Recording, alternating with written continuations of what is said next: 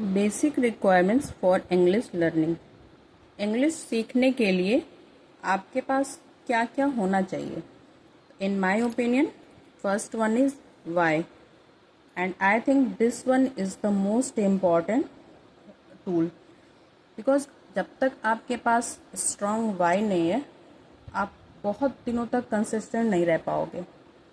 ऐसा नहीं है कि आप कोई वीडियो देखें और मोटिवेट हुए और आपने इंग्लिश सीखना शुरू कर दिया, क्योंकि फिर जितनी स्पीड से आप मोटिवेट हुए हो उतनी ही स्पीड से वो मोटिवेशन चला भी जाएगा, जब तक आपके पास कोई स्ट्रॉन्ग रीज़न नहीं है कि आपको इंग्लिश सीखनी क्यों है।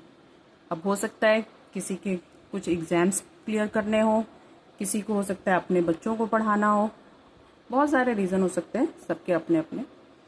तो in my opinion why is the most important.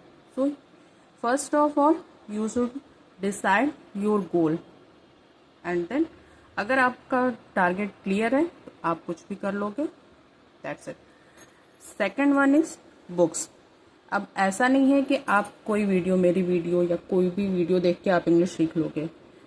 अगर आपने ध्यान दिया होगा तो देखा होगा कि हम दिन भर में कितने सारे वीडियोस देखते हैं, तो क्या ऐसा होता है कि जो भी हम देखते हैं वो सब हमें याद होता है?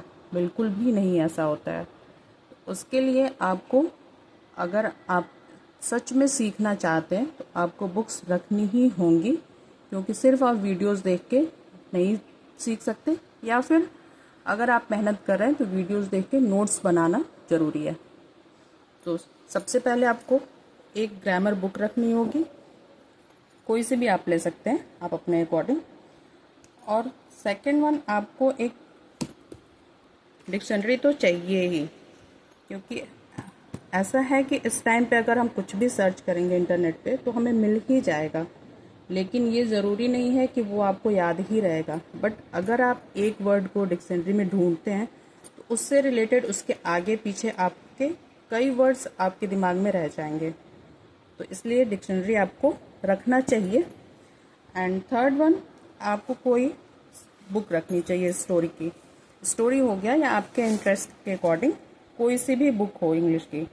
अब जैसे अगर बिगनर्स हैं तो ऐसा तो है नहीं कि हम बहुत ही स्टैंडर्ड बुक स्टार्टिंग में ही पढ़ना स्टार्ट करेंगे तो हमें समझ में आने लगेगा।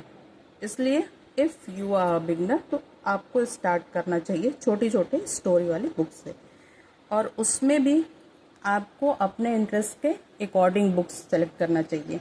अब ऐसा नहीं है कि मुझे इंटरेस्ट है इस तरह की स्टोरीज़ में और मैं अगर कोई फाइनेंस से रिलेटेड बुक पढ़ने लगूं तो मुझे फिर वो इंटरेस्ट आएगा ही नहीं, फिर मैं हो सकता है कि उसको बहुत लंबे टाइम तक कंटिन्यू ना करूं और बीच में ही छोड़ दूं। तो इससे अच्छा है कि पहले हमें छोटी छोटी स्टोरी, इजी स्टोरीज उससे स्टार्ट करना चाहिए, ताकि जब हमारा माइंड प्रिपेयर हो जाएगा उस चीज़ के लिए तो फिर वी इंक्रीज आवर टेंडेंसी